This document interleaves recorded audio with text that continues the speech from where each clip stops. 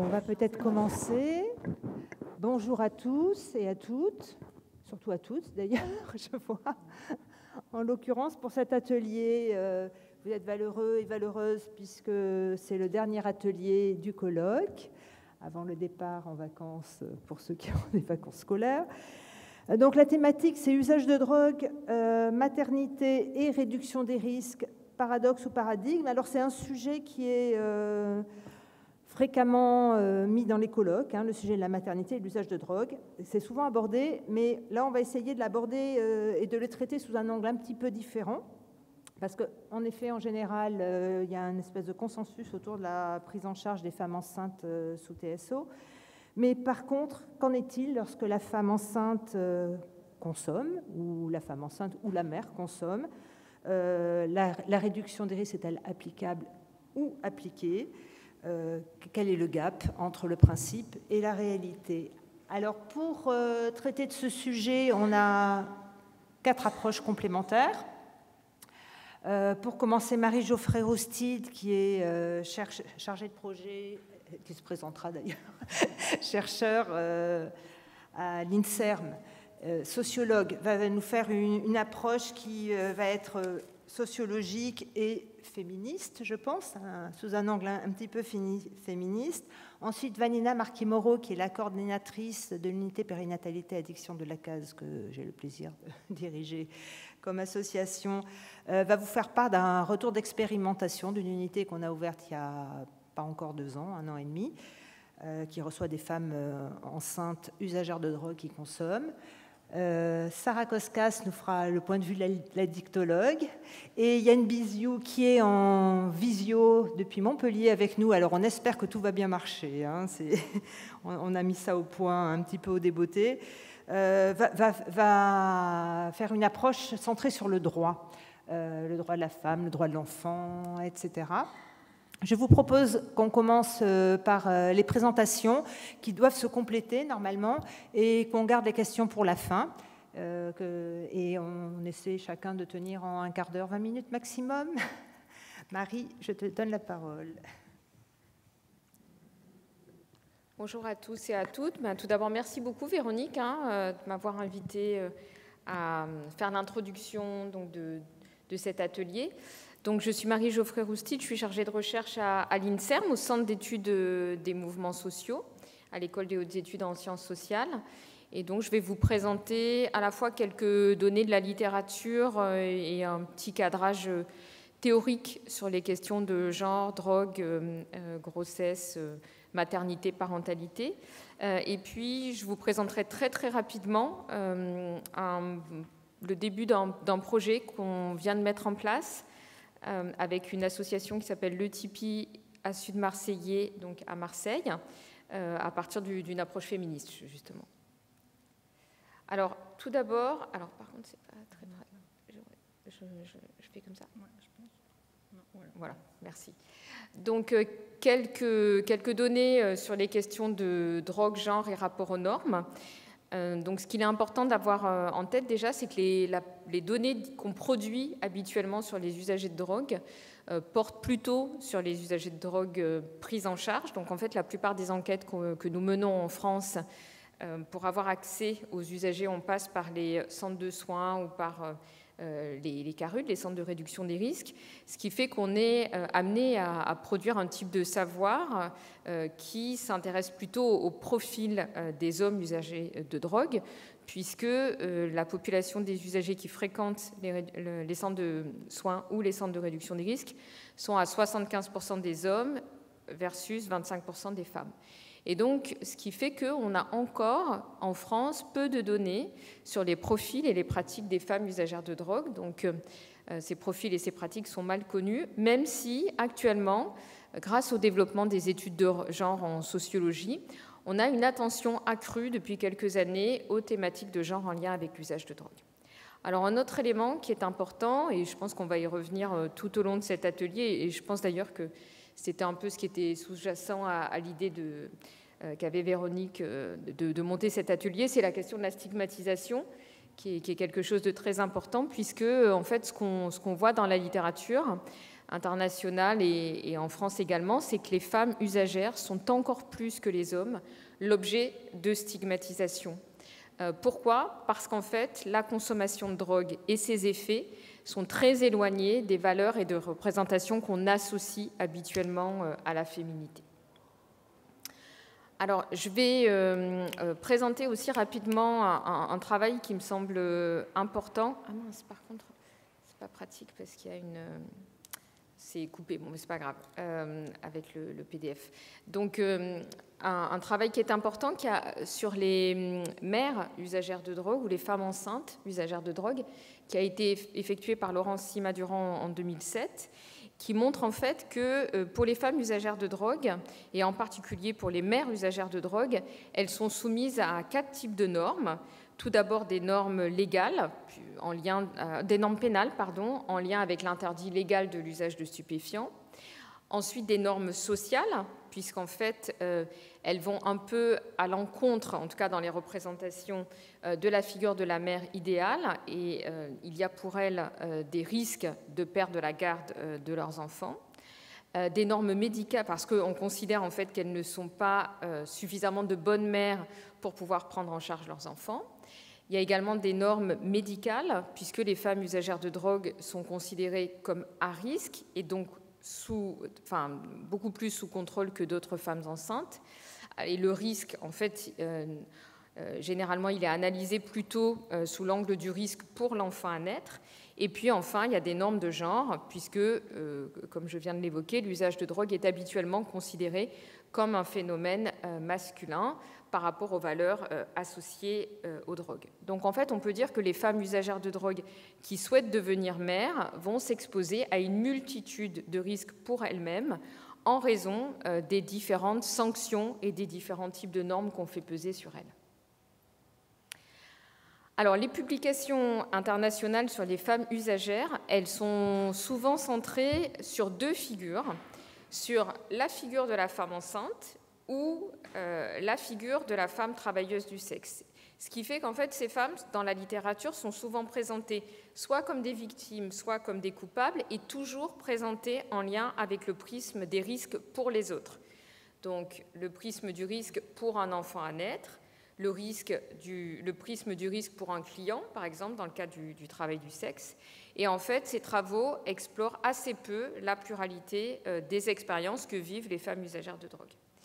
Et donc, une approche féministe de l'usage de drogue permet à l'inverse de mettre en évidence que les rapports aux drogues sont liés à des systèmes politiques et sociaux et que les femmes sont soumises à des rapports sociaux de genre au sein desquels la domination joue un rôle important et qui nécessitent d'être explorés afin de dépasser une approche centrée exclusivement sur un type de vulnérabilité qui serait plutôt de type biologique. Alors, je vais vous présenter maintenant quelques éléments qui sont issus du projet Gender Harp. Donc, le projet Gender Harp, c'est un programme de recherche qui est financé par l'Agence nationale de la recherche en France et que nous menons avec Karine Bertrand et André Lemaître sur 3 pays. Donc, Karine Bertrand s'occupe du Québec, moi-même de la France et André Lemaître de la Belgique. Et donc, en fait, l'objectif de ce projet de recherche qualitatif, c'est de pouvoir, enfin j'y reviendrai en détail, mais de pouvoir étudier la dimension du genre dans les prises en charge. Et donc moi, dans le cadre de ce projet, j'ai fait un travail ethnographique avec le groupe d'autosupport Tipeee à Sud marseillais qui se nomme un groupe d'autosupport non mixte sans mec cisgenre. Alors par contre, en fait, j'ai un problème avec le diaporama parce que il est coupé à moitié. Voilà, c'est ça. Du tout. Donc je peux le faire comme ça. Voilà. Ah super, merci Sarah. D'accord. En fait, je pense qu'il apparaît en trop grand, donc je vais le faire comme ça vous pourrez tout voir. Alors, les objectifs et les méthodes de ce projet, donc c'est un projet qui vise à mieux comprendre le rapport aux drogues et aux services de santé des usagères de drogue, en prenant en compte une approche genrée à travers le prisme des minorités sexuelles. Donc, ce projet est mené à partir d'une approche socio-anthropologique. Donc, on va faire dans chaque pays une centaine d'entretiens qui seront centrés sur des récits de vie, mais également, on a décidé de mettre en place donc, des focus groups, ce qui donne une dimension collective et plus politique à ce projet. Donc j'y reviendrai dans la présentation de quelques premières données. Et l'objectif du projet, c'est d'identifier les vulnérabilités des femmes usagères de drogue, mais également leurs ressources, leurs compétences et leur logique d'empowerment afin de dépasser donc, les discriminations structurelles qu'elles peuvent subir dans leur vie quotidienne. Alors, ça veut dire que là, je peux mettre la deuxième comme ça. Ah, c'est pratique. Alors, donc, dans le cadre de ce projet Gender Harp, en fait, pour le volet français, on a mis en place un focus group qu'on fait régulièrement, à peu près deux fois, tous les 2 mois, donc on en fait 6 par an, donc avec le Tipeee et à Sud-Marseillais, pour accéder à une pluralité d'expériences des drogues en lien avec le genre. Donc, c'est un groupe féministe, donc ce groupe mixte, donc, ce groupe qui vient donc du Tipeee et d'à Sud-Marseillais, qui s'intéresse, qui souhaite mettre en évidence que les rapports aux drogues chez les femmes ne doivent pas être appréhendés uniquement sous l'angle de la vulnérabilité, mais également sous l'angle du pouvoir d'agir. Donc, ce qu'on fait dans ce groupe, c'est qu'on s'intéresse aussi à une lecture qui dépasse le prisme sanitaire du risque et de l'addiction, mais qui s'intéresse à la question de la recherche du plaisir. Et c'est un groupe également qui rend visible la diversité des rapports à l'usage de drogue et puis surtout la diversité, d'aller au-delà d'une production de discours qui soit centrée sur la vulnérabilité et la fragilité. Et surtout, un des éléments très importants du groupe, c'est qu'il permet pour les femmes qui y participent de dénoncer les expériences de toxicophobie qui sont rencontrées à titre individuel. Et en fait, ces expériences sont partagées dans le focus group et on donne lieu ensuite à un processus d'écriture collectif. Donc là, je vais vous présenter quelques extraits d'entretien. C'est comme ça. Et avec l'ensemble de ce groupe, qui est animé par Sophie Leila Kondopoulos, qui est psychologue clinicienne à Marseille, et l'ensemble des femmes qui participent à ce groupe, nous avons coécrit un article qui va être publié dans le prochain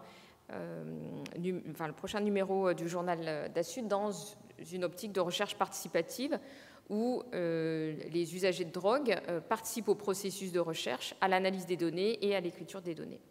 Et donc là, je vous ai choisi quelques récits sur les drogues et la maternité. Donc là, en fait, c'est un extrait un échange qui a lieu dans le focus group avec une première personne, donc A pour l'anonymat, qui nous dit « Là, tu as des jugements à l'intérieur du milieu des consommations » et B qui répond « Du coup, après, quand tu discutes, que tu vas voir les docteurs, s'ils commencent à te parler, ils te parlent de grossesse. » Et donc, en fait, cet échange très bref rappelle, en tout cas, qui a été très souvent évoqué dans le groupe, c'est-à-dire que les femmes disent que la première chose, une des premières choses qui apparaît dans les consultations, surtout quand elles vont voir des professionnels qui travaillent dans le droit commun, c'est de s'assurer qu'elles ne vont pas être enceintes alors qu'elles sont consommatrices, quand elles sont consommatrices de drogue. Et donc, en fait, cet échange rappelle l'importance des discours normatifs de certains professionnels de santé en lien avec les drogues et le genre autour de la figure de la maternité. Et donc, en fait, ces femmes nous disent dans le groupe que quand on les appréhende, quand elles commencent à parler de drogue et que la première chose qu'on leur demande, c'est « est-ce que vous êtes sûr que vous n'allez pas tomber enceinte ?», ça rend compliqué ensuite tout dialogue sur les drogues qui ne soient pas jugeants. Et donc, une autre participante au groupe nous dit qu'au-delà de ces interrogations que certains professionnels peuvent avoir sur est-ce que vous êtes sûr que vous n'allez pas avoir de désir de grossesse, il y a également la question de qu'est-ce qui se passe quand on est une mère et qu'on consomme des drogues. Et là, en fait, ce que nous explique une des participantes, c'est que là, c'est au-delà du champ des professionnels, mais c'est que quand elle est confrontée à des amis avec lesquels elle consomme, la première chose elle dit « consommer en tant que mère, c'est mal vu ». Quand tu es défoncé, on te demande « ils sont où tes gosses ?» comme si elle les avait abandonnés.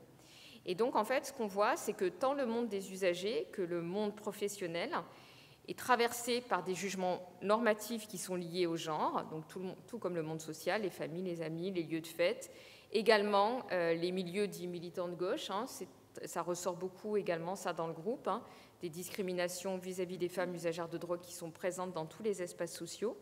Les femmes usagères de drogue, et en particulier les injectrices, quand elles ont des conduites qui sont considérées comme dérégulées, sont plus l'objet de stigmatisation que les hommes, en lien, encore une fois, avec des valeurs stéréotypées accordées à la féminité et à la masculinité. Et donc, dans le groupe, ces récits collectifs, ces récits individuels qui deviennent ensuite des récits collectifs, quand ils sont dévoilés au sein du groupe, ils s'inscrivent ensuite dans des logiques d'empowerment, avec l'idée pour les femmes de ce groupe de dire que dévoiler ces vécus par la voie de l'écriture, ce qu'elles espèrent, c'est que ça pourrait faire évoluer les représentations. Donc, au-delà de l'article qu'on a coproduit ensemble dans le cadre du projet Gender Harp, ce groupe d'autosupport est en train d'écrire également des dépliants, des récits, de faire part de leurs récits de vie et de leurs expériences de toxicophobie, avec l'idée que donc, tout ce qui est entre guillemets donc, sont des extraits d'entretien, avec l'idée que c'est également la société qui devrait faire un travail sur les représentations. Et donc ce que nous dit donc, dans le groupe Une usagère, c'est les usagers et les usagères sont systématiquement mis dans une position où ils doivent se justifier, s'excuser de consommer. Il y a l'idée selon laquelle les toxicos sont des menteurs et des menteuses, mais on nous oblige à mentir à cause de la toxicophobie qui nous pousse à nous cacher. On demande toujours aux personnes qui consomment de s'adapter aux autres. Et donc, nous, dans le groupe, ce qui ressort beaucoup, c'est que ces représentations culpabilisantes sont particulièrement prégnantes chez les femmes usagères au moment de la grossesse ou dans le cadre de la parentalité et peut les amener, et là, ça concerne aussi les hommes sur la question de la parentalité, de ne pas demander d'aide ou de cacher certaines pratiques d'usage. Et donc, cela a comme impact d'être moins bien accompagné avec, je pense qu'on y reviendra beaucoup dans cet atelier, l'idée que quand on est une mère ou un père aussi, il y a l'idée que c'est l'abstinence qui doit être proposée et que la réduction des risques est difficilement envisageable, surtout pour les professionnels donc qui travaillent soit dans les dispositifs de droit commun, soit dans certains centres de soins. Donc en fait, ce qu'on voit également donc, dans ces récits qui sont produits dans un cadre collectif, c'est qu'ils vont donc ensuite s'inscrire dans des logiques d'empowerment. Ils vont révéler que les rapports aux drogues en lien avec le genre sont plus complexes que la simple figure de la femme fragile et victime ou de la femme coupable. Ils montrent également, donc les récits qui sont partagés dans ce groupe, que la maternité et la parentalité sont compatibles avec des pratiques d'usage régulées et encadrées, qui peuvent s'inscrire dans une logique de réduction des risques. Ce n'est pas parce qu'on consomme des drogues qu'on est obligatoirement un mauvais parent. On peut très bien se réserver des moments où on va consommer. Et donc on a une femme, par exemple, dans le groupe qui explique que quand elle sait qu'elle va consommer de manière dérégulée, elle fait garder ses enfants, elle consomme dans un espace et ensuite elle revient s'occuper de ses enfants quand elle est dans une pratique plus régulée. Et il nous rappelle également, donc les discours qui sont partagés dans le groupe, l'importance des discours normatifs donc de certains professionnels de santé, certains professionnels rappelant sans cesse la figure de la maternité en lien avec la culpabilité, ce qui rend compliqué donc un dialogue sur les drogues. Et enfin, en conclusion, ces récits mettent également en évidence que parfois les professionnels vont s'intéresser insuffisamment aux besoins, aux ressentis et aux savoirs des personnes concernées par l'usage. Et donc, juste pour conclure, donc une phrase qui a été échangée à plusieurs reprises dans le groupe, c'est « les gens, ceux qui ne consomment pas, n'y connaissent rien, mais par contre, ils pensent toujours penser mieux que nous ». Je vous remercie.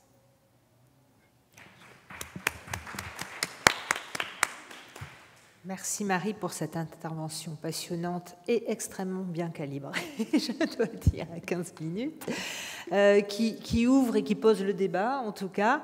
Je vais passer la parole à Vanina Marquier-Moreau sur un retour d'expérience qui est fait à Bordeaux. Eh bien, bonjour à toutes. Les survivantes de cet ATHS, un vendredi après-midi en postprandial, bravo. Merci pour votre présence. Alors effectivement, je suis la coordinatrice de l'unité périnatalité addiction de l'association La Case, qui a ouvert il y a 18 mois.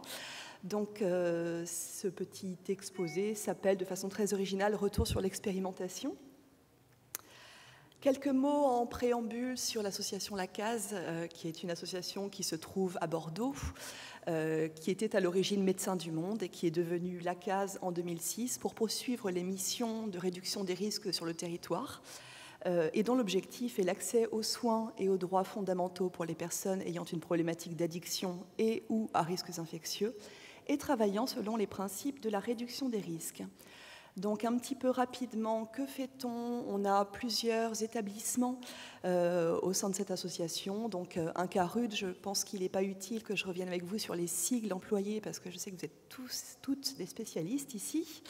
Donc un CARUD, un pôle de renforcement des compétences qui demande peut-être un petit peu plus d'explications. C'est un établissement transversal qui s'attache à promouvoir le développement du pouvoir d'agir des usagers et usagères qui fréquentent notre association, qui s'intéresse aussi à la valorisation des savoirs expérientiels, à la littératie en santé, à tout un tas de sujets qui nous semblent vraiment très très importants.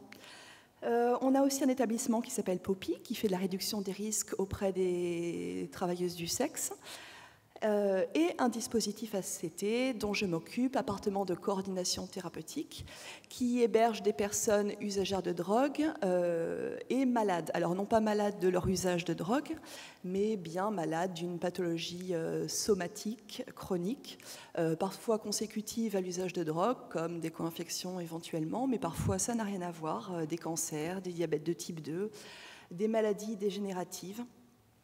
Voilà, donc à ce stade, vous vous demandez ce que je fais là. Je n'ai pas usurpé ma place. Je suis venue vous parler d'un projet qui a vu le jour il y a un petit peu plus de 18 mois, parce qu'il a ouvert il y a 18 mois, donc la réflexion a commencé au préalable quelques mois avant. La case, à partir du local d'accueil, voyait arriver énormément d'usagères qui étaient dans des situations médico-sociales extrêmement compliquées. Je remercie Marie pour le préambule et la rampe d'accès qu'elle a permis à mon intervention. Et je n'aurais pas besoin du coup de m'alarmer sur le fait qu'on entrevoit toujours la situation des femmes à la rue par le prisme de la grossesse, qui est quelque chose d'un petit peu compliqué en tant que personne féministe. Bref, les femmes à la rue cumulent des vulnérabilités qui sont extrêmement importantes. Je pense qu'il est important de le rappeler.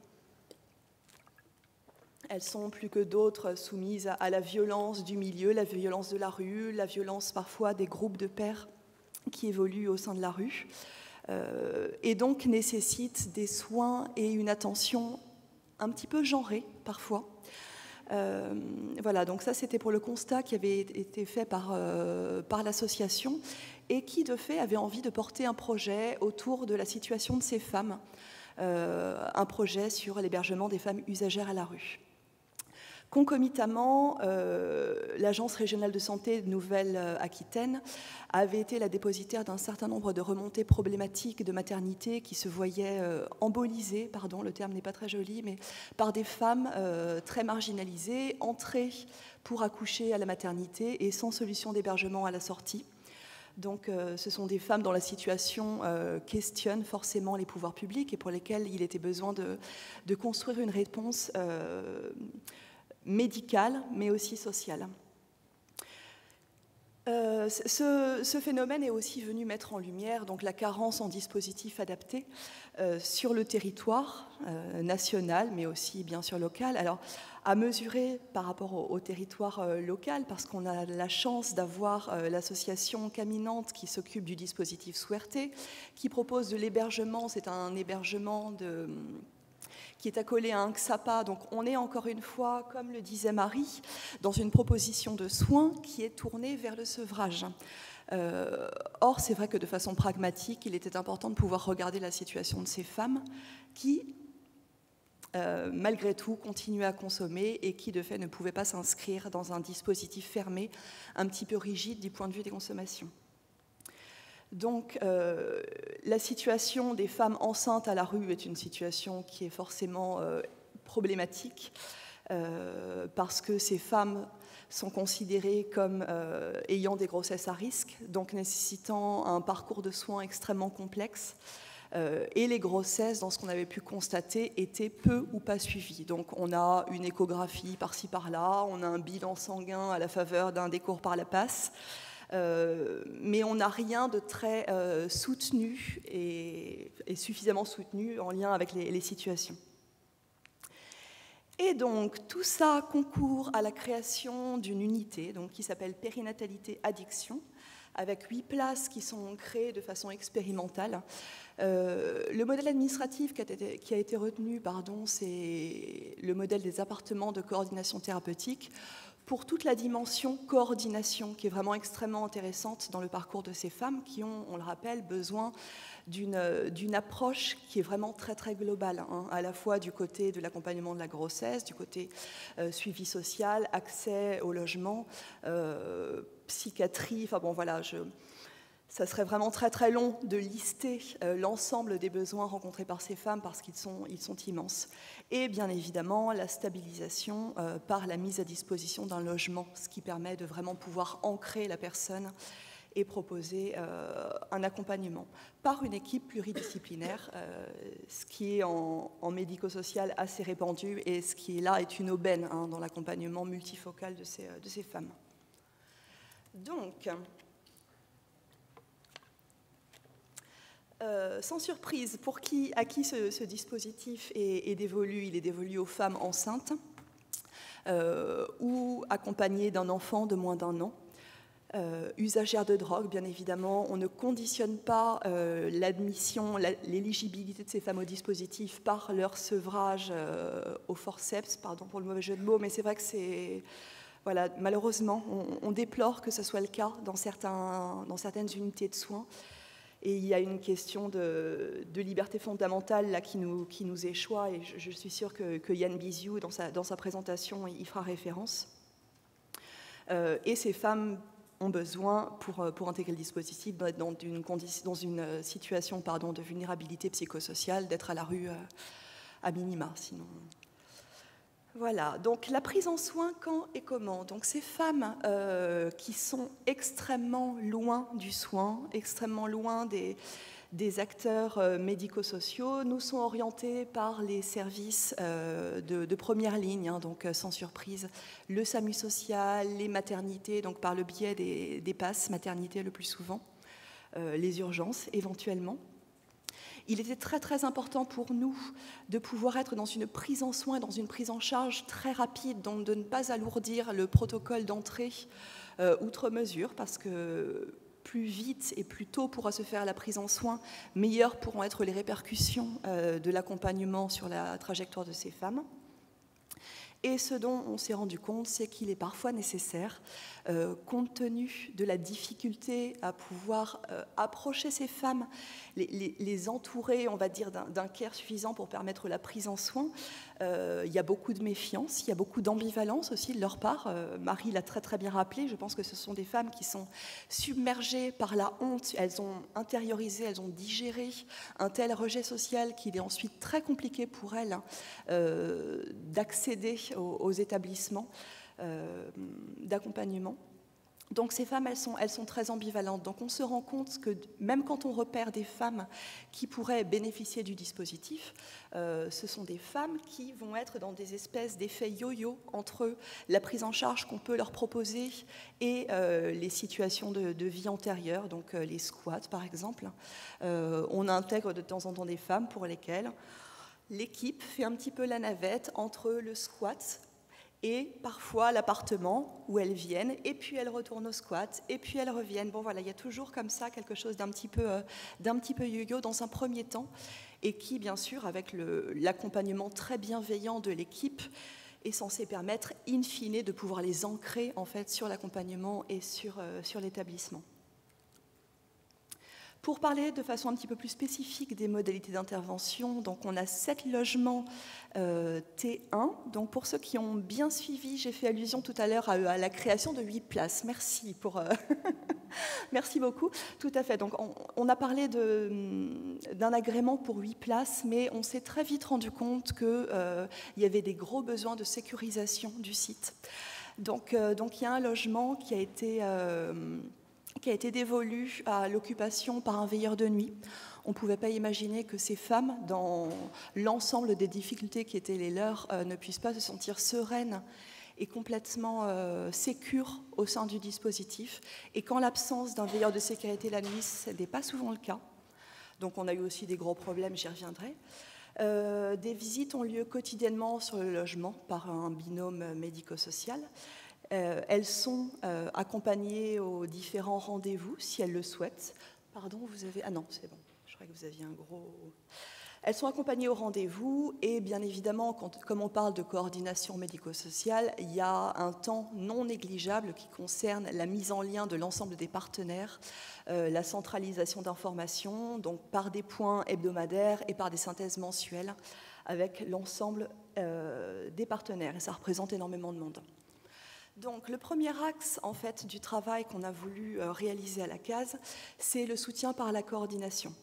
Le soutien d'un parcours complexe, d'une grossesse complexe, nécessite que beaucoup de personnes soient partie prenante de la prise en charge et que l'apport, on va dire, de l'accompagnement permette de soutenir le suivi de grossesse, donc par le biais de la maternité, des services obstétricaux, le suivi psychiatrique, donc sur Bordeaux, ça se fait par le concours de... l'UNIVA, donc la psychiatrie périnatale, le suivi addictologique avec l'équipe mobile addiction périnatale, le suivi pédiatrique, avec les pédiatres de l'hôpital, le suivi médical avec tout un réseau de médecins et le suivi social avec tous les services de proximité, les services sociaux. Donc l'autre aspect, vous l'aurez compris, c'est la stabilisation par l'hébergement. Cet hébergement qui est hautement important parce qu'une femme enceinte à la rue a très très peu de chances de se voir laisser la garde de son enfant. Bien évidemment, quand on est à la rue consommatrice, il ne fait pas grand mystère que l'enfant sera placé. Donc là où on peut vraiment avoir des répercussions, outre la coordination du parcours de soins et donc l'ancrage dans un suivi médico-social, c'est bien évidemment l'occupation et la stabilisation dans un appartement. Donc l'appartement, c'est bien sûr le lieu hautement symbolique à partir duquel la femme va commencer son parcours de rétablissement. C'est quelque chose qu'on observe et qui est très très important. Quelques petites photos des appartements. J'ai souhaité dans cette présentation vous prendre une petite photographie des femmes que nous recevons pour pouvoir exprimer, rendre compte en tout cas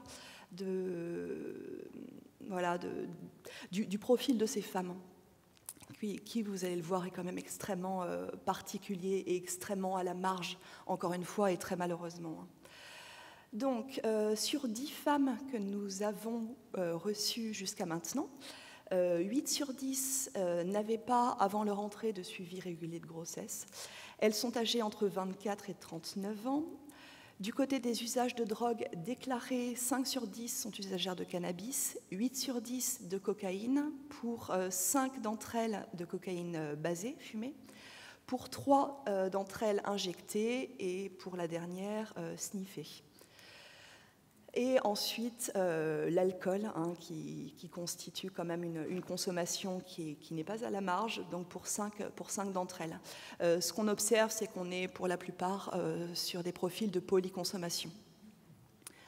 J'ai souhaité aussi vous parler très très rapidement de la situation administrative pour exprimer que voilà, elles se trouvent dans des situations administratives qui sont extrêmement compliquées, pour la plupart sans carte d'identité à l'entrée, ni droit de santé, et que pour 2 d'entre elles, elles sont au sein de notre unité sans aucun droit et de façon irrégulière sur le territoire. Leur situation à l'entrée, donc ce sont des femmes qui sont extrêmement marginalisées, extrêmement désaffiliées. Donc pour 7 d'entre elles, elles vivent à la rue ou en squat. Donc quand on parle de squat, c'est un mot un peu fourre-tout. Ça peut être des tentes, ça peut être des parkings. Et pour les 3 suivantes, ce sont des femmes qui ont été contraintes de quitter leur logement, toutes dans un contexte de violence conjugale. Mais en plus, la petite cerise sur le gâteau, 7 d'entre elles ont déjà un enfant, voire plus, voire beaucoup plus. 2 d'entre elles avaient respectivement 6 et 7 enfants, tous placés. 7 d'entre elles souffrent de graves comorbidités psychiatriques qui ne sont bien sûr pas stabilisées, sinon ce ne serait pas drôle. Et toutes ont subi des violences sexuelles en particulier, et 5 ont eu ou ont recours à la prostitution. Donc, à l'issue de ces 18 mois, l'équipe et moi et Véronique Latour, je pense, avons fait des observations et avons fait certains constats quant à notre fonctionnement qui ont poussé peut-être à réévaluer ou à modifier certaines modalités d'intervention, parce qu'il y a des choses qui sont prégnantes dans ces 18 mois d'exercice. La première chose, c'est bien sûr l'ouverture en contexte de Covid, qui a poussé certains de nos partenaires à être dans des fonctionnements un petit peu dégradés par rapport au support ou aux soins qu'ils avaient l'habitude de prodiguer. Donc, on est un réseau, mais tout seul, on n'est plus un réseau. Donc, c'est le principe. Et ce qui a été compliqué pendant cette période de pandémie, et en tout cas, on s'est senti un petit peu isolé, en fait, dans la prise en charge de ces femmes. Et voilà, ça a coloré vraiment ces premiers mois d'exercice. Ensuite, bien sûr, ces missions, elles nous obligent à revoir perpétuellement l'offre de soins à la hausse du côté de l'efficacité, donc à entrevoir de nouveaux partenariats. Je pense en particulier au partenariat avec une crèche de secteur, parce qu'il est évident que pour ces femmes, alors dans la population générale, avoir ses enfants sans arrêt, c'est dur, mais pour ces femmes qui sont extrêmement... J'en vois qui font... Ouais. Mais pour ces femmes qui sont extrêmement vulnérables et qui sont parfois dans des conditions psychiques difficiles, avoir la garde de ces enfants tout le temps, c'est une vraie perte de chance. Donc voilà, donc c'est vrai qu'on a essayé de travailler avec les crèches de secteur pour pouvoir à minima réserver des plages pour permettre que les femmes puissent souffler et que l'enfant puisse aussi être stimulé au contact d'autres enfants.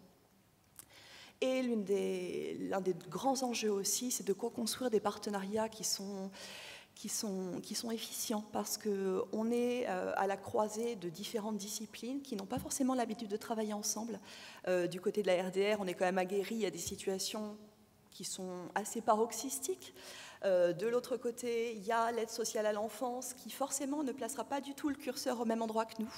Donc c'est vrai que l'ensemble de ces personnes ensemble, ça demande à connaître les limites de chacun. Et il est toujours très important de savoir d'où les personnes parlent et de toujours aussi comprendre pourquoi elles assument les rôles qu'elles assument dans les instances de discussion autour des situations, parce qu'il y a parfois des situations un petit peu cocasses. Par rapport à ce qui a été dit, alors je repense à l'intervention de Béatrice ce matin, qui évoquait en fait les grandes valeurs rattachées à la réduction des risques. Donc ce sont des valeurs que nous portons et vraiment chevillées au corps, donc toujours le non-jugement, l'inconditionnalité dans la prise en soin et dans l'accompagnement, et le respect des libertés fondamentales.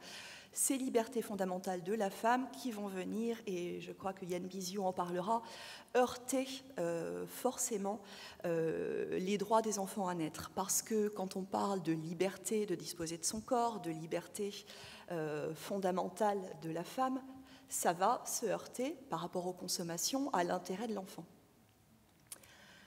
Je vais aller très rapidement sur cette dernière diapositive pour... J'avais envie quand même de vous dire que dans la dangerosité qui est exprimée au niveau des consommations, il y a bien sûr la dangerosité qui est intrinsèque au produit, l'alcool en particulier, qui est de loin, qui occupe la première marche du podium, mais il y a aussi toute la dangerosité qui est liée au contexte de vie, donc les conditions de vie, la précarité, la vie à la rue, les violences qu'on peut subir, etc. Et les études, et en particulier l'étude la plus importante et la plus complète qui a été faite sur ce sujet, l'étude de Messinger, montre à quel point le contexte environnemental est beaucoup plus péjorant pour le devenir de l'enfant, finalement, que la dangerosité intrinsèque. Donc, et nous, c'est vraiment, à l'unité périnatalité addiction, là-dessus qu'on va pouvoir avoir un impact. Donc, sur le contexte, sur l'environnement. Les consommations, elles continueront à avoir lieu. Mais vraiment, là où nous, on peut faire la différence, c'est sur la stabilité et sur le contexte qui entoure ces femmes. Voilà. Et pour reprendre un petit peu ce que disait Marie en fin d'intervention, il y a parfois des personnes qui n'y connaissent pas grand-chose, mais qui sont portées par des représentations extrêmement morales sur les produits. Donc la cocaïne qui est le grand méchant, alors que vraiment, on le voit à travers les études, la cocaïne est moins dangereuse dans un contexte de grossesse que l'alcool, par exemple, qui est extrêmement neurotoxique, extrêmement tératogène. Mais parfois, des représentations moralisatrices, comme le disait Marie, vont induire des positionnements qui ne seront pas forcément pertinents. Donc voilà, il est toujours très important pour nous d'essayer de faire de la pédagogie, d'essayer d'apporter un petit peu de ces connaissances auprès de partenaires qui sont extrêmement bien intentionnés, mais parfois dans une méconnaissance de certains produits. J'en termine, Véronique, je te vois me faire les gros yeux, je ne te regarde même pas. Les carences de ces femmes et les grandes vulnérabilités nous obligent toujours plus à nous améliorer, à poursuivre et à renforcer nos interventions. Et contre toute attente, parfois des situations qui nous semblent extrêmement compliquées de prime abord ont des dénouements extrêmement chouettes, extrêmement heureux. Donc ça, c'est vraiment quelque chose qui nous engage, encore une fois, et qui nous oblige à poursuivre. Comme toute expérimentation, on tâtonne, un pas en avant, 2 pas en arrière, un pas à gauche, un pas à droite, et c'est comme ça. Et la très bonne nouvelle que nous avons eue dernièrement, c'est la pérennisation de notre unité. Donc on est extrêmement heureux, extrêmement fiers de pouvoir poursuivre ces missions sur le territoire bordelais, et quitte à constater peut-être la transférabilité du modèle sur d'autres territoires. Merci beaucoup. Merci Vanina pour ton intervention qui était presque calibrée en termes de temps. On va passer la parole à Sarah Koskas, qui est psychiatre addictologue à l'hôpital Paul Brousse, qui a une consultation périnatalité et qui est en charge aussi du DIU périnatalité addiction, pour nous présenter le point de vue de l'addictologue qu'elle a intitulé « Et si on parlait d'addiction en maternité ?» Alors, parlons-en. Bonjour à tous. Donc oui, je suis le docteur Sarah Koskas, je suis psychiatre addictologue à l'hôpital Paul Brousse à Villejuif, au sein du département psychiatrie et addictologie. Et contrairement à certains de mes collègues, j'ai décidé de ne pas me spécialiser dans un produit. Et donc il y a une dizaine d'années, je me suis plutôt intéressée aux femmes. Et donc j'ai mis en place au sein du département un groupe de parole femmes addictes. Et il a été un peu cohérent au cours de différentes rencontres avec le chef de service d'obstétrique, de lui proposer une consultation au sein de la maternité par le biais de l'ELSA qui existait déjà sur l'hôpital d'à côté, puisqu'il n'y avait pas de maternité à Paul Brousse, c'est l'hôpital Bicêtre. Donc une maternité de niveau 3 où il y avait très très peu de demandes en addictologie à l'époque. D'ailleurs, le chef de service de la maternité me dit les nôtres, elles ne consomment pas. Donc ça a été un peu compliqué à mettre en place au départ. Et puis après, je lui ai dit je m'occuperai du tabac aussi. Il m'a dit ah d'accord, alors c'est bon, on banco, on ouvre la consultation. Et puis au fil du temps, cette consultation a été parfois un peu difficile à remplir parce que voilà, il fallait que sans arrêt je rappelle que j'existais au sein de la maternité. Donc j'ai un peu réduit le temps de la consultation, mais je vais systématiquement tous les mercredis au sein de la maternité en liaison, c'est-à-dire que je vais dans tous les services, donc grossesse à risque, post-suite de couche, unité kangourou, et ils savent que je passe tous les mercredis, même si l'équipe de liaison peut passer les autres jours. Mais donc ça crée du coup du lien et ça rappelle que, parce que comme bien sûr les sages-femmes tournent beaucoup au sein de la maternité en consultation, suite de couche, tout, ça remet des petites piqûres de rappel systématiquement. Donc, j'ai oublié de remercier de l'invitation. Et en tout cas, voilà, ça va être assez complémentaire de ce qu'on a déjà entendu tout à l'heure. Donc voilà, du coup, cette rencontre a été un peu délicate avec l'addictologue pour rencontrer le monde de la maternité, parce que ce qui est un peu différent, il y a beaucoup de choses qui sont différentes en fait. On dit qu'on est des services différents, qu'on doit travailler tous ensemble et tout ça, mais en fait, on ne travaille pas du tout de la même manière. Déjà, en addictologie, on est sur le patient doit prendre du temps, il faut qu'il y ait un projet, il faut qu'il soit demandeur, on attend que ce soit lui qui appelle, on attend que, s'il n'est pas d'accord, on attend. À la maternité, elle accouche dans 1 heure. On n'attend pas du tout, tout est rapide, c'est 9 mois. En général, les 9 mois, on ne les voit pas parce que la grossesse est déclarée assez tardivement. Une découverte à 4, 5, 6 mois, voire à l'accouchement, ce qui est quand même assez rare, mais voilà, donc un temps extrêmement court pour agir, en tout cas quand on les rencontre sur le temps de la maternité. Quelque chose qui est complètement antagoniste avec ce que j'avais l'habitude de faire auparavant en addictologie. Par exemple, c'est ce type de patiente, si elles ne viennent pas au rendez-vous, si je n'ai plus de nouvelles, c'est systématiquement des patientes que je rappelle, que si je n'arrive pas à les joindre, je demande à ma secrétaire de continuer à appeler ces patientes, de savoir ce qui se passe, voilà, ce que je ne ferai jamais avec mes autres patients, parce que je passerai mon temps à faire ça. Bien évidemment que pour les autres patients, je laisse le temps d'agir. Mais au moment de la maternité, c'est vrai que le temps est assez court et que chaque jour compte par rapport à ça. Et puis l'autre un peu discordance par rapport au monde aussi de l'addictologie, qui est aussi une jeune discipline, et le monde de la maternité qui a toujours été là et qui est aussi le seul service de l'hôpital où les patients ne sont pas malades. Tout le monde est hyper content d'aller à la maternité, d'avoir rendez-vous pour savoir où en est le bébé. Pas toutes, mais en général, c'est quand même un monde bleu ciel et rose clair, où toutes les mamans sont heureuses d'avoir un heureux événement qui va arriver, que tout le monde doit être très heureux, doit être très content. Et ça colle pas trop avec l'addictologie, où tout est sale, où on a une vision de la pathologie qui parfois pas trop sa place au sein de l'hôpital, parce que est-ce que c'est vraiment une maladie, il y a encore des patients, bien sûr, qui sont même hospitalisés dans mon service, qui se disent oui, mais de toute façon, c'est pas vraiment une maladie. Donc du coup, j'ai ma blouse blanche, je l'ai piquée à qui parce que voilà. Donc c'est ce qu'on disait tout à l'heure, qu'il y avait beaucoup d'idées reçues, mais il y a beaucoup d'idées reçues aussi, même des patients elles-mêmes qui pensent exactement la même chose que ce dont elles reprochent aux autres, en fait. Très souvent, ce qu'on remarque au groupe de parole, c'est que elles pensent exactement ce qu'on reproche, ce qu'on va dire, elles ont des idées reçues, une femme c'est vulnérable, s'il y a un enfant, tout ça, elle dit mais bon, moi si je vois une femme enceinte, je trouve ça dégueulasse, elle pense exactement la même chose.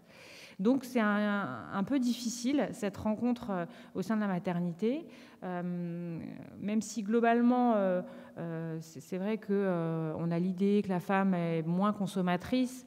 Elles sont quand même vulnérables et victimes de ce tabou, même grossesse et addiction, c'est des choses qui ne vont pas trop ensemble dans les représentations globales comme on a pu déjà entendre. D'ailleurs, dans l'enquête périnatale 2016, les soignants n'abordent pas systématiquement la question des addictions, notamment d'alcool et tabac, alors que ce sont les 2 produits qui sont en général les plus consommés en France.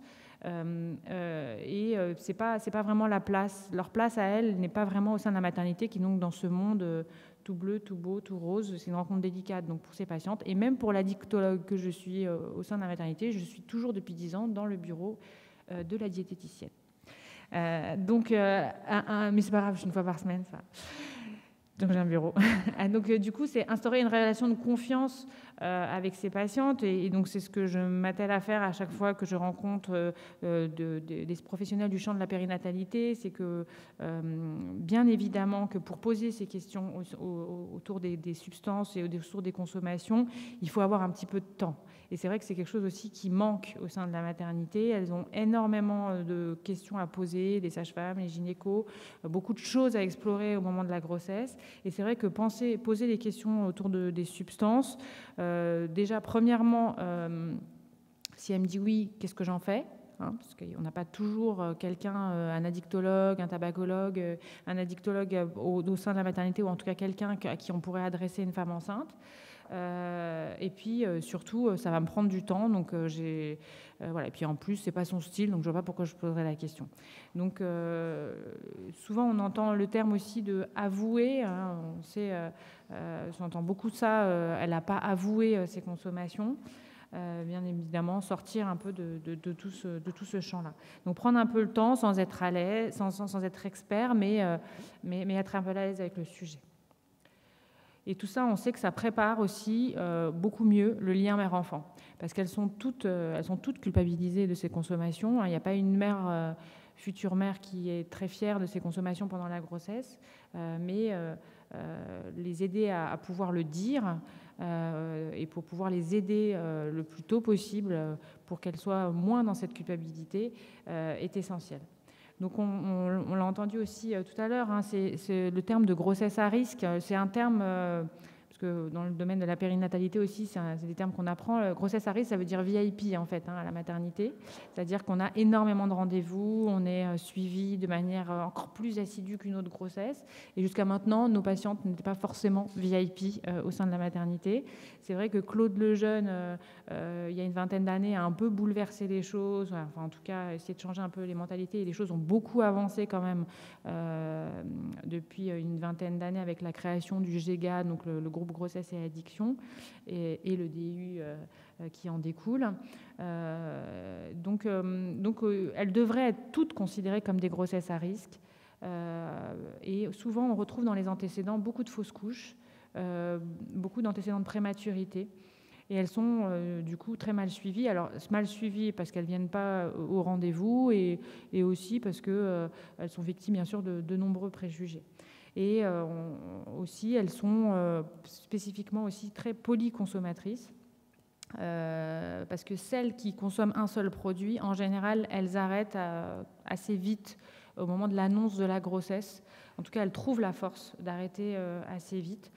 Celles qui continuent à consommer, ce sont souvent celles qui ont plusieurs produits, victimes de conséquences sociales avec beaucoup de précarité. Donc il y a vraiment un manque de confiance réciproque dans cette prise en charge, alors qu'on sait que, bien évidemment, si tout le monde est d'accord sur le fait qu'il faut aider cet enfant à venir, eh ben, on commence par aider la maman. Donc du coup, beaucoup d'idées reçues. Du côté des soignants, il suffit d'arrêter. Je ne comprends pas, quand on est enceinte, on arrête.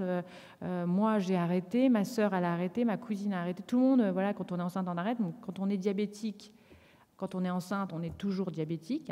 Quand on est addict, quand on est enceinte, on est toujours addict. Donc, il ne suffit pas seulement d'arrêter. Bien évidemment, comme je vous disais, la majorité des consommatrices, notamment de tabac ou même de consommatrices sans avoir de troubles de l'alcool, vont arrêter de consommer à l'annonce de la grossesse. Ce n'est pas toujours le début de la grossesse. Il y a toujours parfois un décalage. Donc beaucoup d'idées reçues sur le fait qu'elles seront aussi des mauvaises mères. On ne peut pas être consommatrice et être une bonne mère. C'est pas son style. Ça aussi, c'est extrêmement important dans l'idée de poser des questions et d'interroger de manière systématique, et non pas uniquement les patientes défavorisées. Ça me rappelle une collègue qui est PUPH au sein du service, qui est gynécologue, qui me tape à la porte un jour et qui me dit « Sarah, tu sais quoi ? Il y en a une bouteille d'alcool par jour. » Mais je ne lui ai pas posé la question. Elle est journaliste. Jamais j'aurais posé la question. C'est elle qui me l'a balancé. Je dis, mais oui, je sais pas, je te l'envoie. Je dis, OK. Et journaliste, donc ce n'était pas possible. Voilà, elle était active, elle était bien habillée. Ce n'était pas envisageable qu'elle consomme. Donc beaucoup d'idées reçues, on l'a encore dit, aussi au niveau de la consommation. Et puis aussi, à contrario, certains gynécologues qui disent vaut mieux fumer un petit peu, comme ça vous n'êtes pas stressé, surtout qu'ils ne savent pas du coup gérer ces quelques cigarettes, donc ça les arrange de ne pas gérer un problème en plus pendant la grossesse, alors que bien évidemment il vaut mieux substituer. Beaucoup d'idées reçues aussi sur l'allaitement et sur les substituts nicotiniques. Et comme je le disais, les soignés aussi ont beaucoup d'idées reçues. qui sont aussi fondées sur des choses qui sont vraies, hein. La grossesse est la période idéale pour tout arrêter. Alors oui, arrêter, mais pas tout, hein. C'est-à-dire qu'il y a des traitements, notamment les traitements de substitution, il ne faut surtout pas les arrêter pendant la grossesse. Et puis les institutions sont là pour me séparer de mes enfants, elles n'ont pas complètement tort, hein. C'est vrai que tout d'un coup, tout le monde va regarder comment elles vont se comporter, mais aujourd'hui, comme je dis, il y a quand même un changement un peu des paradigmes, où l'idée, avec notamment la création d'unités, comme on vient d'entendre, c'est que voilà, l'idée c'est qu'on veut que les enfants restent auprès de leur mère en priorité et qu'on va essayer de tout faire pour. On est en train, petit à petit, de changer un petit peu la donne, enfin, en tout cas, je l'espère. Si on ne boit pas tous les jours, il n'y a pas de problème. Si ça ne se voit pas à l'écho, c'est bon. Tout ça, ce sont des choses qui ne sont pas vraies et qui du coup, c'est intéressant aussi de demander aux patientes ce qu'elles savent des consommations et des effets, parce que parfois, elles disent « Non, mais je ne veux pas savoir ». Et quand on leur explique, moi j'insiste souvent pour expliquer « Si, je vais quand même vous expliquer quand même de quoi on parle, où on va, quel est l'intérêt là, pour que vous compreniez et que ça vous donne aussi la force et de comprendre qu'un verre en moins, c'est des neurones en plus pour votre bébé, que l'enjeu est majeur et qu'on n'est pas dans vous embêter ou en tout cas vous juger par rapport à vos consommations. Je vais avancer un petit peu parce que sinon elle va me regarder méchamment. Alors j'accélère. Du coup, les femmes et les addictions, on l'a bien sûr déjà dit, ont beaucoup de vulnérabilités qui sont à différents plans. Je vais pas y revenir. Juste un petit point sur les substances qui est bien évidemment, je vais faire très court, que l'alcool est la substance la plus toxique et que dans ces femmes polyconsommatrices, même si elles sont consommatrices de crack, principalement sous traitement de substitution, moi je vais insister énormément sur les consommations d'alcool dans un premier plan.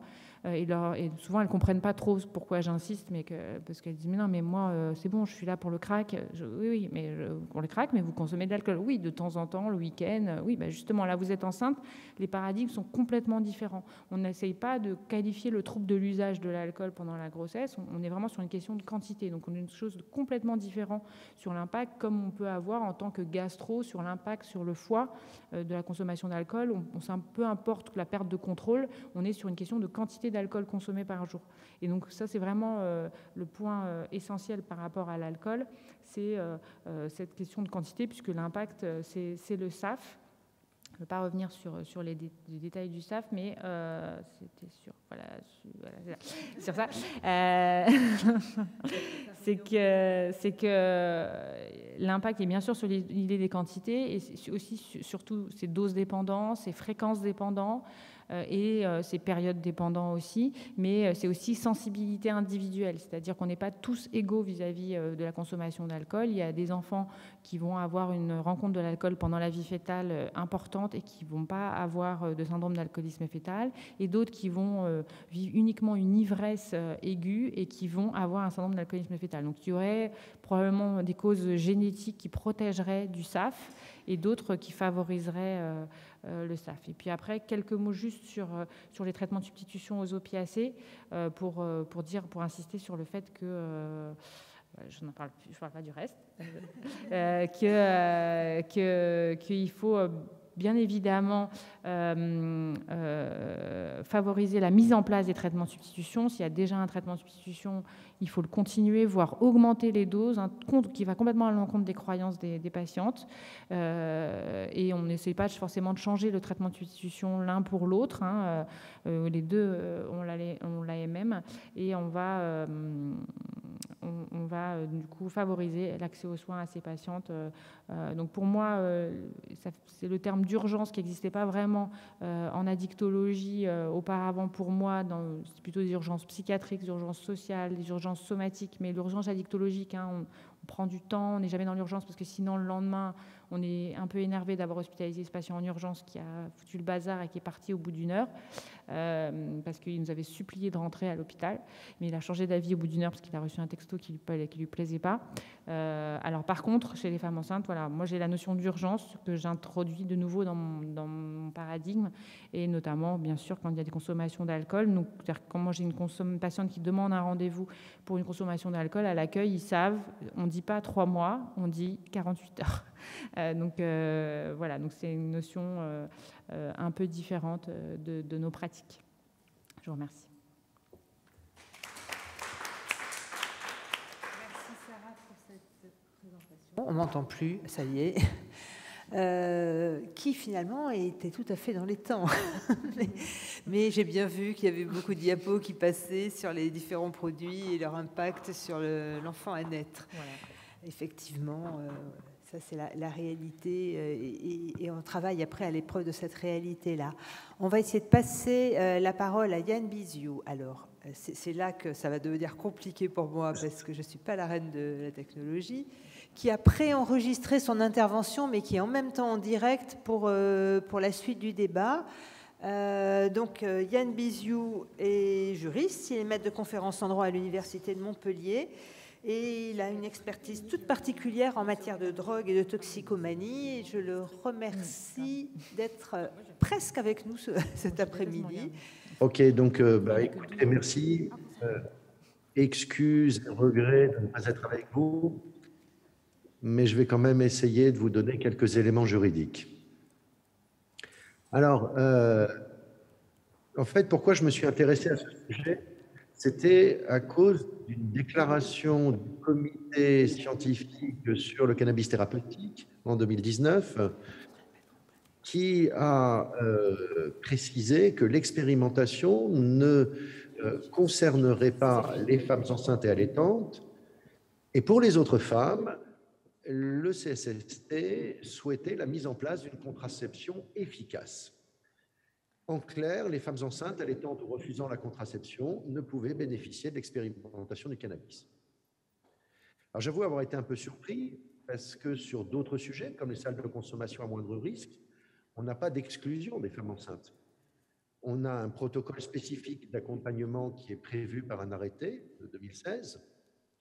Et en même temps, en lisant l'étude Cosinus, Marie nous en dira peut-être quelque chose tout à l'heure, je vois qu'au départ, l'étude écartait les femmes enceintes et que c'est en novembre 2016 qu'elles ont été intégrées. Et l'explication qui est donnée dans l'étude, c'est l'étude était observationnelle, il n'y avait donc pas de risque pour ces personnes d'y participer.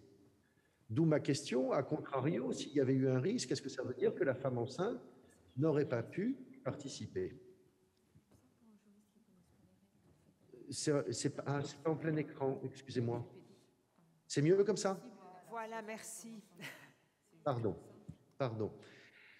Et donc, au risque de m'attirer les foudres de certains, moi je dis c'est la résurgence de la vieille tradition de stigmatisation des femmes toxicomanes, avec cette grande affirmation, la femme est une mère avant d'être une femme.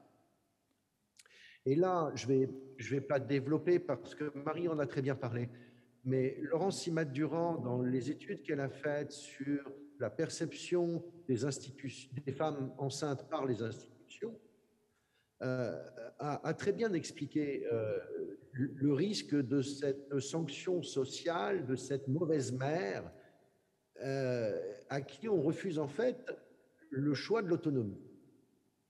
Alors j'entends les soignants et j'entends leurs justifications. Leur justification, c'est le principe de précaution, tout à fait légitime, mais en l'espèce contre-productif. 3 explications rapidement. Interdire ou empêcher une femme enceinte de participer à un dispositif à cause de son addiction se heurte d'abord à la conscience du délai de grossesse. Ça a été évoqué juste avant. En moyenne, la femme met 5 semaines pour prendre conscience de sa grossesse. Donc, de toute façon, si elle consomme, on a une période où elle consomme et elle est enceinte. Donc, si ça pose un problème, le problème, il existe dans toutes les hypothèses quasiment. Deuxièmement, écarter la femme de certains dispositifs sous prétexte qu'elle est consommatrice de stupéfiants c'est basculer vers les produits illicites, vers le trafic. Enfin, et ça, vous l'avez très bien, Marie, notamment, tu l'as déjà dit, donc je vais passer vite, l'interdit crée un risque d'abandon de soins, ça c'est très bien documenté. La femme, par peur de conséquences sociales, pénales ou autres, risque de se dispenser de certaines actions médicales. Alors, il y a un point de comparaison qui me paraissait intéressant, et c'est celui que je vous mets ici, c'est que je n'arrive pas à comprendre, j'ai pas de réponse, hein, j'ai une interrogation, je n'arrive pas à comprendre qu'on puisse restreindre les droits d'une femme enceinte qui consomme des stupéfiants, alors qu'on a des droits relativement larges pour lui permettre de participer à la recherche médicale. Le protocole de la Convention d'Oviedo, la loi Mattei reprise dans le Code de la santé publique, permettent à une femme de prendre des risques. Si ça a un intérêt pour elle, le fœtus ou l'embryon, mais même si ça n'a pas un intérêt direct pour elle, l'embryon ou le fœtus. Donc, si une femme peut participer à une recherche médicale, je pense qu'elle peut très bien bénéficier d'un traitement tout à fait normal, quand bien même elle a des problèmes d'addiction. Et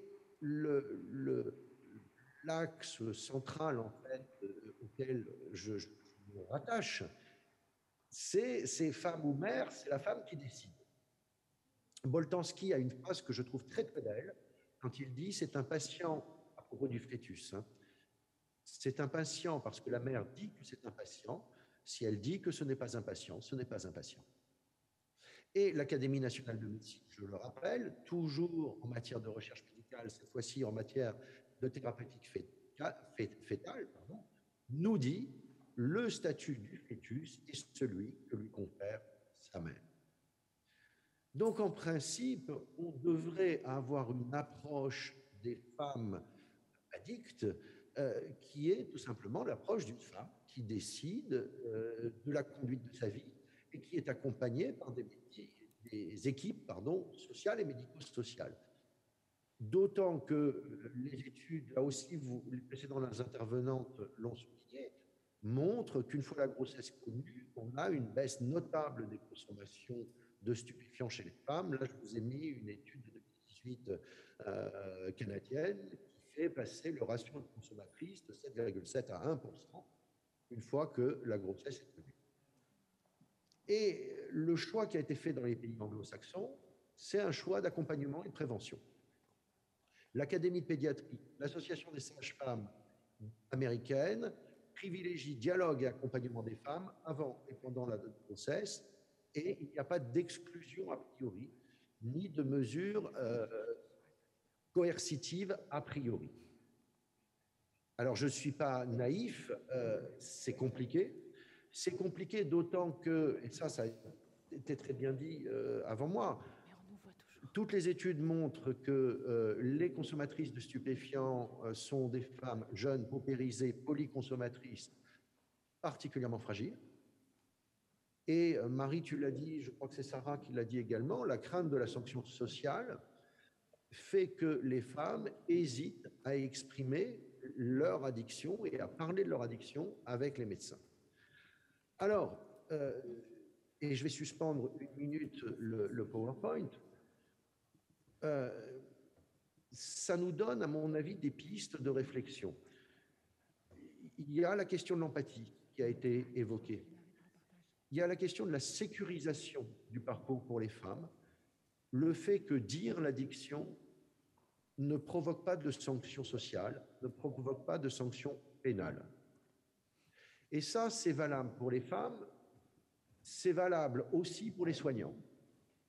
Et je voulais vous signaler le Code du Colorado, qui me paraît très intéressant, où en 2007, une nouvelle disposition a été intégrée à la suite de l'autorisation du cannabis récréatif, qui fait qu'on ne pourra pas poursuivre les soignants s'ils découvrent une addiction à l'occasion d'un test de dépistage pratiqué dans le cadre du diagnostic ou du suivi de la grossesse. En clair, soignants et la femme enceinte vont pouvoir librement travailler et discuter de l'addiction, des risques, des problématiques que ça pose, sans craindre une sanction sociale ou pénale. Alors pour conclure, 2 remarques. J'ai centré mon propos sur les femmes enceintes, mais là, depuis 48 heures ou quelques jours, on nous parle beaucoup du GHB, la drogue du viol. Et ce que j'ai trouvé là aussi très intéressant, c'est qu'on alerte les femmes victimes potentielles des risques du GHB. De mon point de vue, oui, certes, les alerter, c'est une bonne chose, mais ce n'est pas à la victime de gérer, ou à la victime potentielle de gérer le problème. C'est d'abord un problème d'éducation des agresseurs potentiels sur lesquels il faudrait travailler.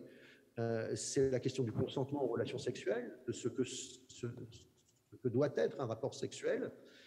C'est là-dessus qu'il faudrait travailler, autant si ce n'est plus qu'alerter les femmes victimes. Et un dernier mot pour conclure. Notre système prohibitionniste, grâce à la réduction des risques, s'est assoupli pour les adultes majeurs. Mais il y a des catégories, les mineurs, les femmes enceintes, pour lesquelles on souhaite une protection particulière. Or, la conséquence de cette protection particulière, c'est que leur situation est beaucoup plus contrainte que celle des autres consommateurs majeurs. Et ça, je pense que c'est quelque chose qu'il faut qu'on ait à l'esprit et sur lequel on doit travailler. On ne peut pas, sous prétexte de population particulièrement fragile, faire peser sur justement les plus fragiles les contraintes les plus importantes. Voilà, je vous remercie. Merci beaucoup pour cette intervention et cet éclairage différent, celui du droit. On va laisser la parole à la salle qui, j'espère, a des questions. Moi, j'enchaînerai directement avec une question qui m'est venue en vous écoutant. Comment est-ce que le droit et la santé convergent ou s'opposent ? Alors, de façon plus pragmatique, quid de l'ambivalence, parce que c'était sur la description le fœtus n'est un enfant à naître que si la mère le décide. Or, pour les femmes usagères de drogue qu'on connaît bien, il y a une véritable ambivalence. Elles veulent le mieux pour leur enfant à naître, elles souhaitent même une maternité idéale, et elles veulent continuer à consommer. Donc, c'est assez difficilement conciliable, et elles sont entre ces deux axes, elles oscillent, et là c'est un véritable retour d'expérience, et c'est pour ça que je vous avais sollicité pour cette intervention, c'est qu'effectivement on voit des addictologues les plus bienveillants et les plus compétents qui soient, qui disent eh bien on les hospitalise sous contrainte en fait, et moi ça me heurte en termes de droit. Mais je ne suis pas juriste. Je comprends ce qui motive l'addictologue à faire cette proposition-là. Et je me disais qu'il y avait peut-être quelque chose d'éclairant en termes de droit autour de ça. Est-ce qu'il existe un droit de l'enfant à naître ? Non. Non. Alors, peut-être une réponse en 2 temps. Premier temps, moi j'ai beaucoup aimé ce qu'a dit Sarah Koska tout à l'heure, être prêt à entendre le pire pour qu'il puisse être dit. Et ça me paraît fondamental. Ensuite, du côté des soignants, il y a un énorme travail de pédagogie et d'explication à faire. On comprend, oui, la réaction de l'addictologue qui va prononcer un internement. Mais si on lui montre que c'est contre-productif, je pense qu'il pourra aussi avoir une autre approche. Enfin, peut-être un dernier élément supplémentaire. Dans cette relation qu'on a entre la médecine et la femme enceinte, on va encore pouvoir avancer sur la femme enceinte. Et je pense qu'on peut faire des progrès. Là où ça devient très compliqué, c'est après la naissance de l'enfant.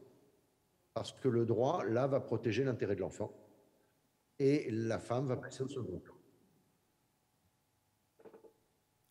Merci pour ces éléments de réponse. Moi, ce que je peux peut-être rajouter là sur justement ces contraintes de soins, moi je suis souvent, voilà, on met beaucoup d'énergie pour trouver une place pour ces patientes, pour mettre en place des soins quand on repère les choses assez précocement. Et très vite, quand je vois que les patientes nous échappent, c'est-à-dire je pense notamment à une patiente qui a accouché avant-hier, qui a été hospitalisée dans notre service qui est sous TSO, qui a déjà perdu un enfant, qui a bu sa codéine et qui est de nouvellement enceinte. Donc il a fait une overdose à 2 ans parce qu'elle avait mis la codéine dans le jus d'orange. À qui j'ai pu dire au mois de mai-juin, hospitalisée dans le service pour introduction du TSO et sevrage cannabis aussi, que je la voyais en grande détresse parce qu'il y avait aussi une grosse dépression sous-jacente. Je lui ai parlé de l'interruption médicale de grossesse.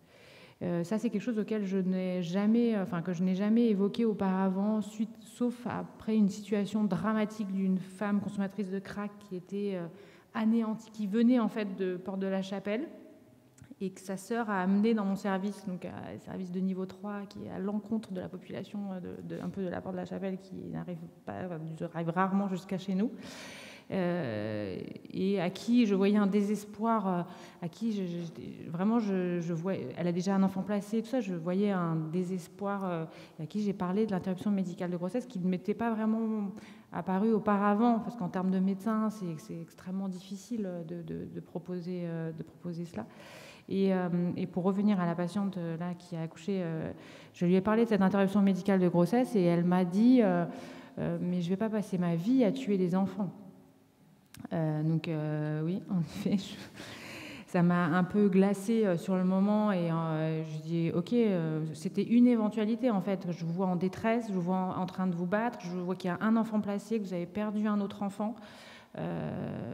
Et donc je l'ai hospitalisée. Au bout de 15 jours, elle a reconsommé dans le service. Donc en addicto, quand on consomme, on a signé un contrat. J'ai dit à mes internes, ouais, mais elle est enceinte, on va peut-être essayer de la garder quand même un peu. Donc on l'a gardée quand même un peu. Et puis au bout de 3 jours, il y a le chef de clinique qui me dit, non mais Sarah, elle a reconsommé, elle fait n'importe quoi. Je dis ok, on la fait sortir même si elle est enceinte. Voilà. Et puis après elle disparaît, puis elle revient, puis on la réhospitalise et puis elle reconsomme. Et puis là elle me dit, non mais en fait il faut m'hospitaliser, mais 15 jours avant l'accouchement. Ça c'est bien, comme ça après j'accouche, je suis bien, et comme ça vous verrez comment je suis capable de m'occuper de mon enfant. Je dis que c'était pas très cohérent, mais que pourquoi pas, si c'est ce qu'elle veut, ok. Par contre je lui ai dit à ce moment-là que moi j'étais très inquiète parce qu'elle adhérait pas aux soins et qu'elle avait des messages en effet contradictoires par rapport à ce qu'elle disait, qu'elle voulait garder cet enfant, et je lui ai dit que lors de cette hospitalisation en unité kangourou, quand elle y sera à l'accouchement, il se posera la question de se séparer de son enfant, de la séparer de son enfant parce que il y a cette incohérence et qu'un enfant, un nouveau-né ne peut pas forcément vivre dans cette incohérence et que ça peut être difficile. Et donc elle a accouché la veille de l'entrée dans le service. Donc là, elle a accouché, elle n'a pas fait le sevrage et donc on va voir ce qu'il en est. Mais du coup, il y a pas de, bien sûr qu'il n'y a pas d'hospitalisation sous contrainte en addictologie de toute façon. En général, c'est même pas les femmes enceintes. C'est en addictologie, ça n'a aucun sens d'hospitaliser sous contrainte.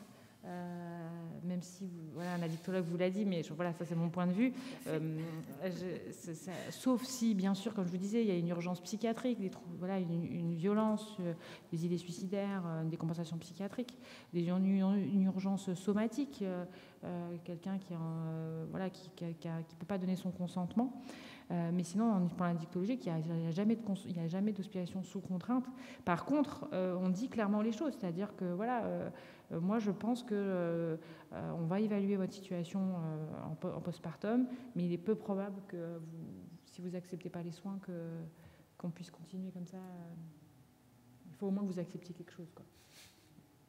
Bien sûr. Est-ce que vous avez des questions? Est-ce que vous avez des expériences à faire remonter? Oui.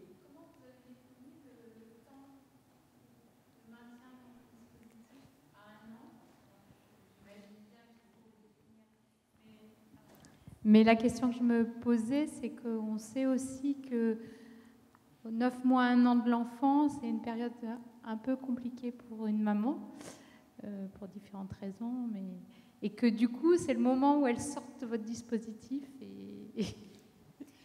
Absolument, vous pointez quelque chose qui est très important. Il y a plusieurs choses qui ont dicté effectivement ce temps de séjour, au premier rang desquels la taille de l'appartement. On est sur des appartements qui ne sont pas très grands, qui font une vingtaine de mètres carrés, qui sont équipés pour une maman et pour un enfant qui ne marche pas encore. On devine facilement que quand l'enfant va commencer à marcher, ce petit 20 mètres carrés va lui sembler bien exigu. L'autre chose, c'est que nous, on n'a pas vocation à s'inscrire sur le long terme dans l'accompagnement de la dyade mère-enfant, c'est-à-dire que on accueille la situation aiguë qui est le temps de la grossesse et des premiers mois de vie. L'idée, après, c'est de vraiment pouvoir relayer auprès des partenaires les plus compétents et qui seront les personnes, encore une fois, responsables, entre guillemets, de l'observation et du lien mère-enfant, d'une bonne préoccupation maternelle, d'un ensemble d'éléments qui feront et qui prédétermineront en fait le maintien de l'enfant auprès de la mère. Le plus souvent, les femmes sortent de notre dispositif sur des foyers maternels, donc qui ont vocation à accueillir donc la mère et l'enfant jusqu'aux 3 ans. Et tout en proposant un degré d'étayage un petit peu supplémentaire, parce que vous le pointez très bien, c'est vrai qu'un enfant qui atteint sa première année va commencer à être dans des choses qu'il va falloir pouvoir observer sous un angle différent, pour lesquelles nous, en tant qu'équipe, on était très mal outillés, donc il est temps de passer la main. J'en profite pour faire un commentaire et faire le gap avec la présentation de Marie. D'abord pour dire qu'on n'a pas de grandes compétences en pédiatrie et en périnatalité au sens de l'accompagnement de mère-enfant.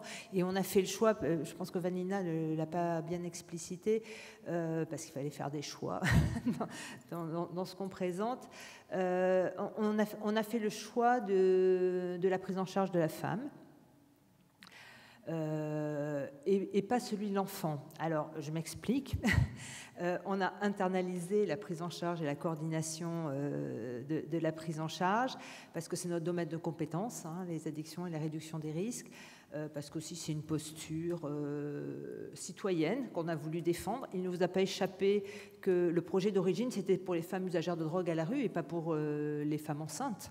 Or, on ne s'intéresse aux femmes à la rue usagères de drogue que quand il y a un contexte de grossesse, en fait. Enfin, je grossis le trait, c'est un petit peu en porte-pièce de dire ça comme ça, mais le projet initial, c'était ça. Et on a fait le choix d'externaliser la prise en charge de l'enfant, et parce que, quoi qu'il arrive, et il n'arrive pas toujours des choses très faciles, ce qui est important pour nous, c'est de maintenir le lien et la qualité du lien entre la mère et l'enfant, et qu'elle puisse être une femme.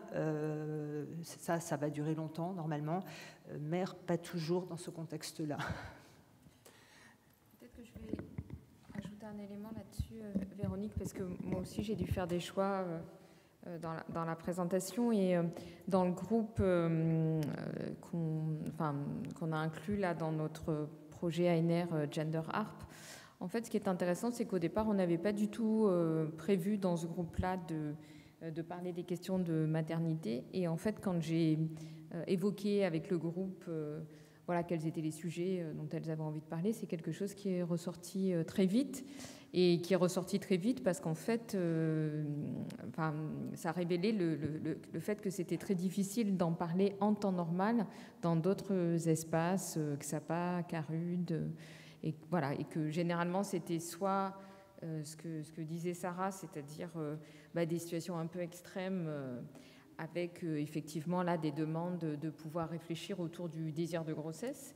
Mais là, en l'occurrence, les femmes qui participaient au groupe étaient des femmes plutôt semi-insérées, voire insérées, qui au quotidien étaient tout à fait en capacité de s'occuper de leurs enfants, mais qui étaient dans des situations de stigmatisation très fortes, comme je l'évoquais, soit quand elles allaient consulter un médecin, où tout de suite on leur parlait est-ce que vous allez être enceinte ou est-ce que vous avez des enfants, quand elles parlaient de leur consommation, et même des formes de stigmatisation aussi dans l'entourage.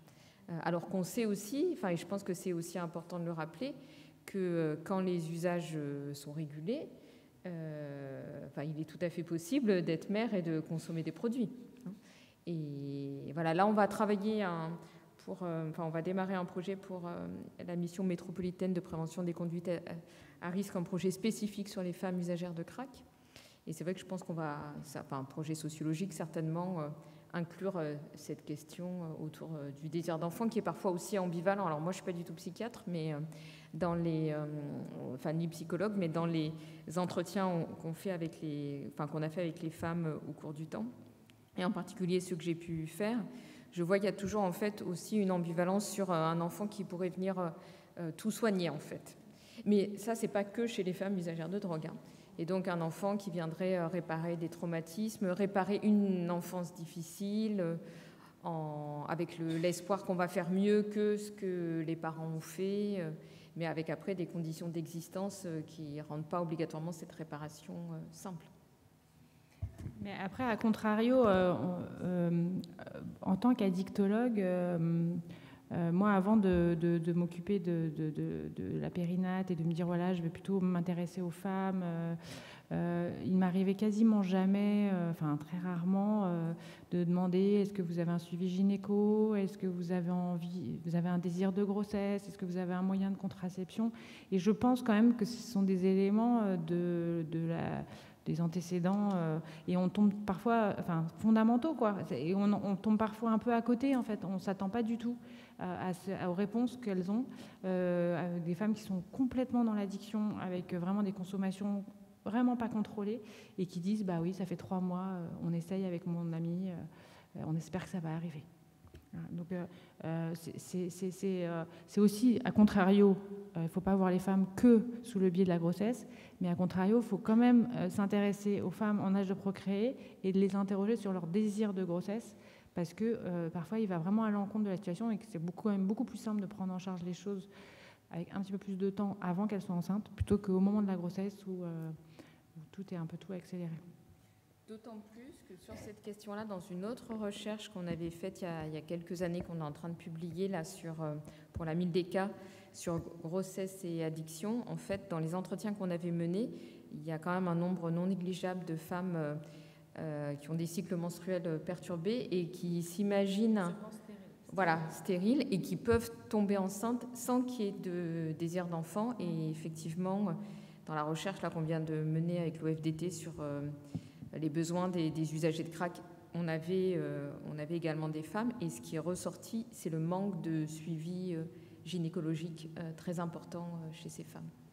Et quand je disais tout à l'heure que le style de vie avait plus d'impact que le produit en lui-même, ça a été beaucoup prouvé pour la cocaïne, parce qu'avant c'était vraiment vu comme une substance extrêmement dangereuse, et qu'on sait que le désir de grossesse c'est aussi un élément très prédictif du pronostic du lien mère-enfant. Donc c'est beaucoup plus délétère de ne pas avoir un enfant désiré, même si après il peut être de devenir voulu. Mais donc voilà, c'est souvent intéressant de voir sous cet angle aussi, et pas forcément au moment de la grossesse s'intéresser à ses désirs. Est-ce que quelqu'un dans la salle a quelque chose à questionner? Alors moi, il me vient une anecdote, c'est un petit peu à la marge d'une conférence qui devait être en temps de Covid, puisque c'était tout en visio, où j'entendais une thésarde d'ailleurs qui présentait une recherche, et je suis tombée de ma chaise en fait, parce qu'elle expliquait comment en travaillant bien, elle avait observé quelque chose dans une équipe, dans un XAPA ou un Carut, je ne sais pas où en France d'ailleurs, et je ne veux surtout pas le savoir. Il y avait une jeune femme qui était arrivée avec un désir de grossesse et qui avait un implant, et qui a donc demandé à ce qu'on lui retire son implant, et toute la stratégie, et elle était très fière de montrer que la stratégie des équipes avait abouti à ce qu'on ne lui retire pas son implant. Je dois vous dire que j'avais fait un raptus total pendant la conférence. En disant, mais d'abord, si elle prenait les pilules, elle aurait arrêté, elle n'aurait pas demandé l'avis d'un médecin autour de ça, pour commencer. Donc, ça lui appartient. Et que c'était, à mon sens, quelque chose de très péjorant sur le droit des personnes de faire ce genre de choses. Mais il y avait un espèce de consensus, mais il y avait, je pense, plus de 100 personnes. Hein. C'était une énorme visio, et personne ne bougeait. C'était une thèse dans quel domaine ? Sociologie, je le crains. C'est d'autant plus inquiétant. Oui. Pourquoi ? Mais bon. C'est d'autant plus inquiétant parce que, effectivement, vous devez le savoir mieux que moi, mais en psychiatrie en particulier, il peut y avoir, surtout dans le droit commun, des représentations des femmes usagères de drogue comme ne devant pas procréer, mais effectivement...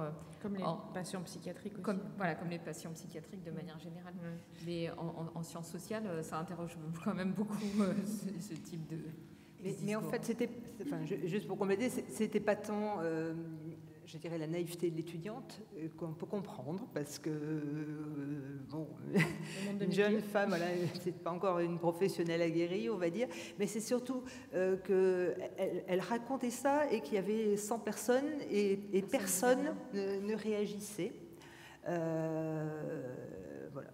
Et je me disais, mais en fait, tout le monde trouve que c'était un bel exemple d'alliance thérapeutique entre membres d'une équipe, en fin de compte, et alors que ça questionne des droits absolument fondamentaux à la contraception, à l'arrêt de la contraception et le droit à la grossesse. Certes, la trajectoire de cette personne était épouvantable, du style des personnes qu'on accueille dans notre unité, usagère de crack à 26 ans, 5e grossesse.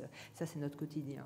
Par contre, vous voulez dire quelque chose ? Oui, je trouve que ça renvoie à un paradoxe qui est assez inouï, c'est-à-dire qu'on s'intéresse à la question des femmes à la rue que par le prisme de la grossesse, encore une fois, mais pour leur indiquer que ce n'est pas le moment. Enfin, je trouve ça terrible. À quel point les équipes, comme tu disais, font alliance pour présumer l'inadéquation entre le désir de grossesse, le timing, les consommations. Enfin, on parlait de droits fondamentaux et l'autre chose, c'est que je suis assez frappée en fait par cette autre contradiction qui veut que l'enfant à naître, le fœtus, ne soit pas un sujet de droit. Voilà, vous l'avez dit.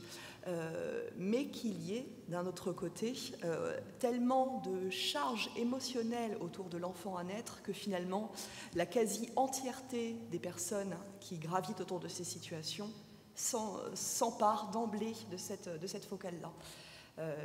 Et voilà, on le voit beaucoup dans les réunions de synthèse.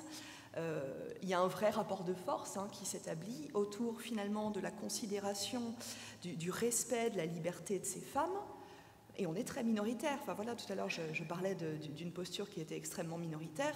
Si on voit la métaphore des deux équipes qui tirent la corde, je veux dire, on est tout seul à tirer la corde, et puis de l'autre côté il y a le 15 de France, quoi. C'est terrible. Ouais. Oui. Si je peux rajouter une autre illustration, cette fois-ci pas sur la grossesse, mais sur l'hébergement. Vous avez souligné, et on souligne tous, l'enjeu majeur de l'hébergement pour ces populations. On vient quand même de voter une loi qui permet l'expulsion sans décision de justice automatique d'une personne condamnée pour infraction à la législation sur les stupéfiants. Donc, les bailleurs sociaux vont pouvoir virer la famille ou le consommateur s'il est, par exemple, condamné pour détention de stupéfiants.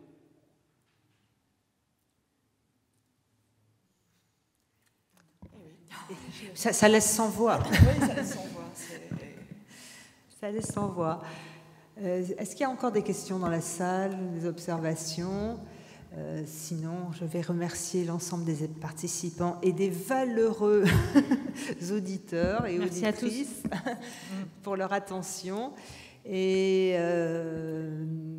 vous souhaiter un bon retour. Il se trouve qu'à Biarritz, vous avez eu raison de ne pas venir. Tous les trains ont été supprimés aujourd'hui. Donc, il y a un gros problème de retour vers si on y arrive. Si on y arrive. Merci à tous et à bientôt.